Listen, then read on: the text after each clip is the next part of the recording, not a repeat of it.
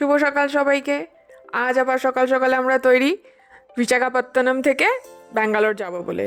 এখন বাজে সকাল 6টা। এর মধ্যেই আমরা সবাই তৈরি, আর থরা হালকো পুরোপুরি তৈরি বাড়ি যাবে বলে। আজ আমাদেরকে অ্যাজ পার গুগল 1000 কিলোমিটার যেতে হবে, তাও আবার 18 ঘন্টার মধ্যে। তাই জন্য আমরা সবাই 6টার মধ্যেই তৈরি হয়ে গেছি, যাতে আমরা খুব তাড়াতাড়ি পৌঁছে যেতে পারি। এখন ওরা দুজনকে নিয়ে যাওয়া হচ্ছে, যাতে ওদের গাড়িতে তুলে দেওয়া যায়। তারপর আমরা সবাই মিলে গাড়িতে উঠেই রওনা দেব। এখন দেখতেই পাচ্ছেন দুজনেই খুবই এক্সাইটেড বাড়ি যাবে বলে।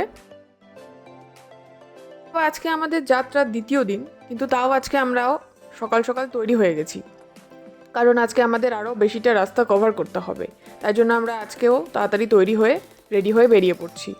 যাওয়ার আগে আপনাদের একবার রুমটা আমি দেখাবো বলেছিলাম, তো আপনারা একবার রুমটা দেখতে পারেন। এই রুমটাও ভালোই, বেশ সুন্দর। এখানে একটা ওয়ার্ড্রবও আছে, আর এইদিকে একটা বাথরুম, আর আমার মেয়ে এখানে ঘুমাচ্ছে। আর এই যে আমার দুইজন উঠে পড়েছেন গাড়িতে, তারা নিজেদের মতো সেটেল হয়ে নিচ্ছেন। আমাদেরও সুবিধা হয় তারা তাদের মতো একটু সেটেল হয়ে বসে গেলে। একজন সামনে একজন পেছনে নিজেদের মতো করে জায়গা করে নিয়েছে। আমার মেয়েও এই সিটেই এক জায়গায় বসে যাবে, আর আমার কাছে বসে যাবে এসে একটু ওদের সেটেল হওয়া অবধি। তারপর ওরা দুজনা ঠিক মতো বসে গেলে ওরা তিনজনা নিজেদের মতো করে জায়গা করে বসে নেবে। ওদের এমনিতে কোনো সমস্যা হচ্ছে না, ভালোই আছে, দেখতেই পাচ্ছেন চনমনেই আছে। আমারও মনে হয় না ওদের কোনো সমস্যা হচ্ছে। এবার আমরা এই বেরিয়ে যাচ্ছি আমরা এখন নিজেদের এই ফিলস লাইক হোমস্টে থেকে। যাওয়ার আগে আপনাদের একটু চারিপাশটা আমি দেখাবো, তো আপনারা দেখতে পারবেন যে এই দেখুন, এই দিকে আমি ঘোরাচ্ছি ক্যামেরাটা। এই যে এই যে দেখুন, চাঁদটাও দেখা যাচ্ছে এখনো, তেমন বুঝতেই পারছেন ভোরই এখন। এই যে এই হোটেলটা, আর বলতে পারেন এই ফ্ল্যাটের মতো হোমস্টেটাতেই আমরা আজ কালকে রাতে ছিলাম। এখন আমরা এই চলে যাচ্ছি। আমাদের দ্বিতীয় দিনের যাত্রা আমরা শুরু করে দিয়েছি। এখন খুবই ভোর, তাই জন্য রাস্তাঘাটও খুব ফাঁকা। আমরা ভাইজাগ শহরের ভেতর দিয়েই চলেছি, কারণ এই শহরের মধ্যে দিয়ে গিয়েই আবার আমাদেরকে ন্যাশনাল হাইওয়েটা ধরতে হবে। তাই গুগল আমাদের যেভাবে দেখাচ্ছে যেতে, সেভাবেই আমরা যাচ্ছি। কিন্তু আমার স্পেশালি খুব ইচ্ছা একটু ঋষিকোণা বিচটার পাশ দিয়ে যাওয়ার, যাতে আপনাদেরকেও আমি এই রাস্তাটা একটু দেখাতে পারি আর বিচটাও একটু দেখাতে পারি।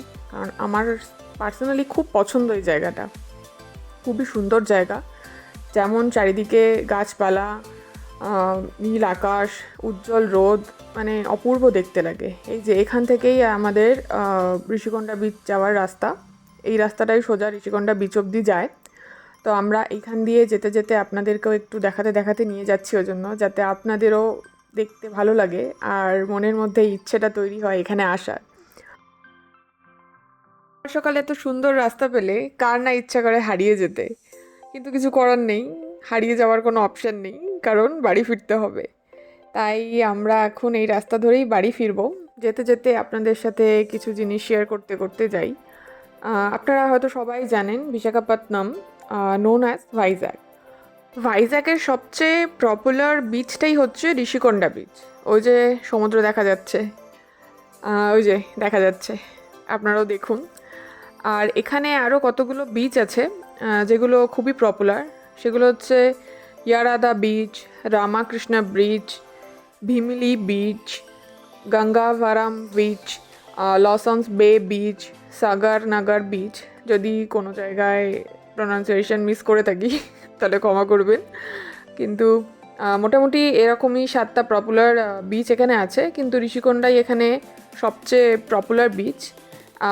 এই ভাইজ্যাগ শহরটা এমনিও ইস্টার্ন ঘাট আর বে অফ বেঙ্গলের মাঝেই অবস্থিত, আর এটা অন্ধ্রপ্রদেশের সবথেকে largest and most popular metropolitan city, যেটা আমি জানলাম।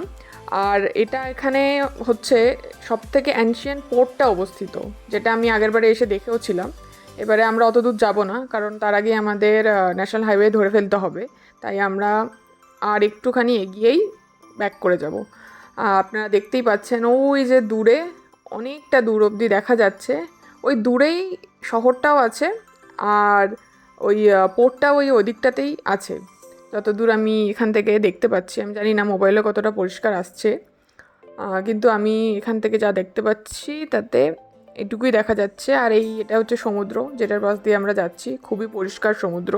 আমাদের ওদিকে নর্মালি এত পরিষ্কার সমুদ্র আমরা কোথাও পাই না। তো এখানে এরা খুবই ভালো করে ব্যাপারটা মেনটেন করেছে। এই ব্যাপারটা আমার খুবই ওই জন্য পছন্দ হয়েছে।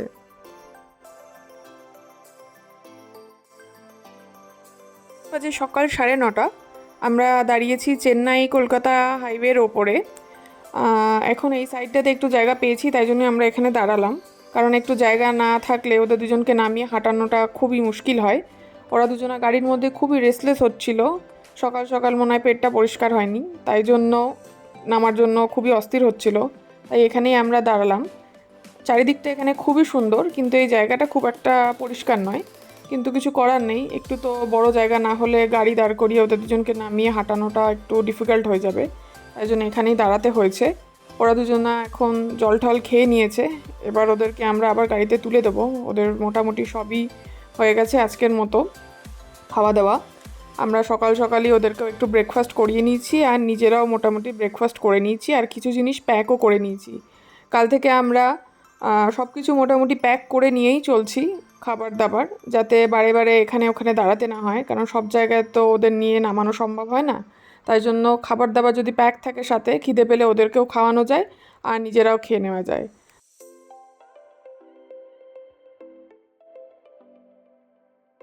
আমরা এখন রয়েছি গোদাবরী নদীর ওপরে। এখন সময় হয়েছে 11:15।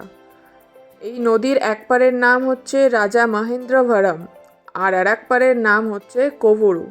এই নদীটা পার হওয়ার পর কিছুটা এগোনোর পর আসবে ইলুরু।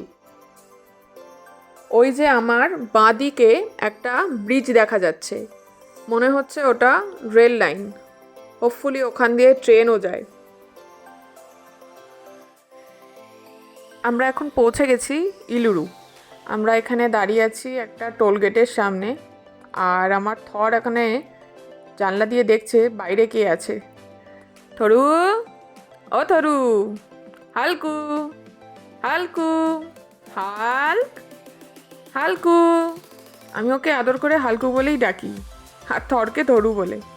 এই যে দুজনা মিলে সুন্দর শুয়ে রয়েছে, কি মজা, কি ঘুম। ঘুমাও, তোমরা ঘুমাও, আর এদিক ওদিক দেখতে হবে না। আমরা আরও কিছুটা বাড়ির দিকে এগিয়ে এসেছি। এখন আমরা রয়েছি বিজয়বাড়ার কাছেই, আর আমরা এখন পার হচ্ছি কৃষ্ণা নদী। এখন বাজে 1:15।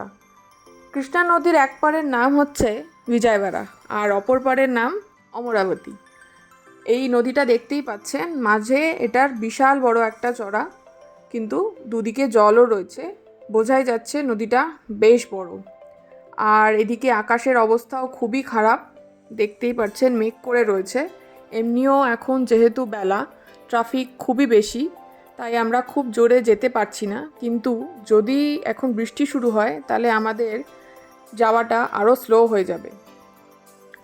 আমরা এখন পৌঁছে গেছি অমরাবতী, কিন্তু আকাশের অবস্থা মোটেও ভালো না। ইতিমধ্যে আমাদের ফোনে মেসেজ এসছে সাইক্লোন অ্যালার্টের। দেখা যাক কতটা তাড়াতাড়ি পৌঁছানো যায়, মনে হচ্ছে দুর্যোগের সম্ভাবনা আছে।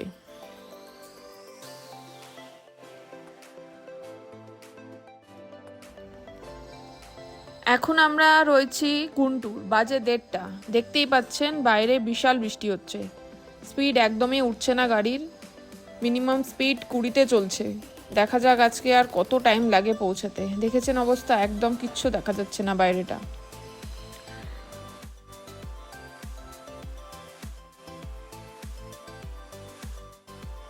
আমরা এখন রয়েছি নেল্লোর কাভেলিতে। দেখতেই পাচ্ছেন এখানেও বৃষ্টি টিষ্টি হয়েছে, ওই জন্যই এরকম অবস্থা, জল জমে রয়েছে। কিন্তু এখন আপাতত আকাশ পরিষ্কার। আমরা পেন্না রিভার ক্রস করছি, কিন্তু কতক্ষণ এই আকাশ পরিষ্কার ব্যাপারটা পাওয়া যায় দেখা যাক। যতক্ষণ আকাশ পরিষ্কার আছে আমরা চেষ্টা করছি তাড়াতাড়ি যতটা রাস্তা এগিয়ে যাওয়া যায়। আবার বৃষ্টি শুরু হলে খুবই অসুবিধা হবে।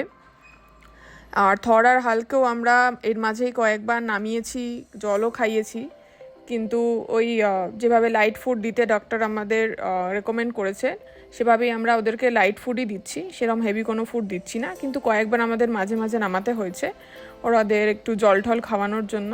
আপাতত ওরা দুজনা ঠিকই আছে।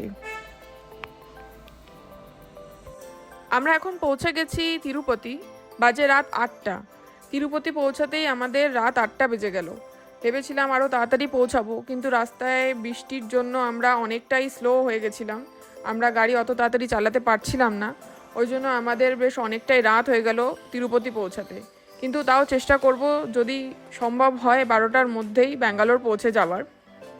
নর্মালি রাস্তার স্পিড যদি দেখি তাহলে আমাদের অনেকটাই কম সময় লাগে, কিন্তু যেহেতু আজকে রাস্তায় বৃষ্টির সম্মুখীন হতে হচ্ছে বারে বারে, ওই জন্য আমরা অতটা স্পিডে যেতে পারছি না, তাই বেশ অনেকটাই রাত হয়ে গেল।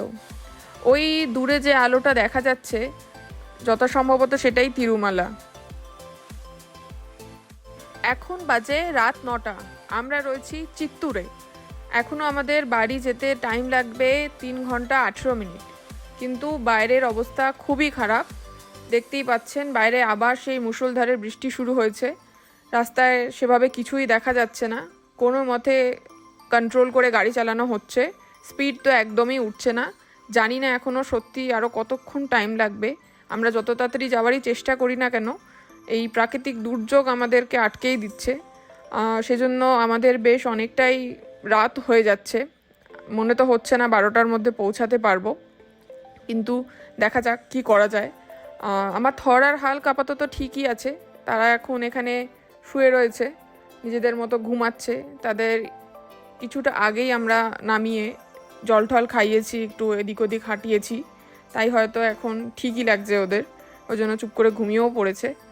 ফার্দার ওরা যতক্ষণ না খেতে চাইছে কিছু, আমরা ওদের কিছুই খাওয়াবো না, কারণ অনেকটাই রাত হয়ে গেছে।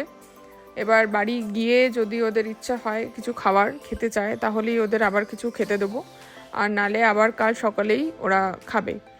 এমনি ওদের সুন্দর নিজেদের মতো জায়গা করে ঘুমিয়ে পড়ছে, সেটা একদিকে ভালো ব্যাপার যে ওরা এখন এই মুহূর্তে রেস্টলেস নেই, নিজেদের মতো সেটেলই আছে।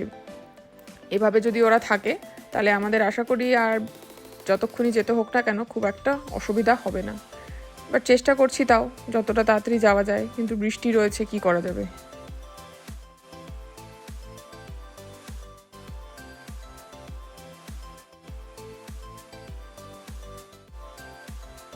ওফ, অবশেষে আমরা বাড়ি পৌঁছেই গেছি। আর মাত্র 10 মিনিটই বাকি আমাদের বাড়ি পৌঁছাতে। এখন বাজে 12টা 11। ভেবেছিলাম আরও তাড়াতাড়ি পৌঁছাবো, কিন্তু কিছু করার নেই, যেহেতু বাইরে বৃষ্টির সম্মুখীন হতে হলো তাই এইটুকু টাইম লেগেই গেল। কিন্তু তাও ভালো ব্যাপার যে আমরা 18 ঘন্টার মধ্যেই বাড়ি পৌঁছে গেছি।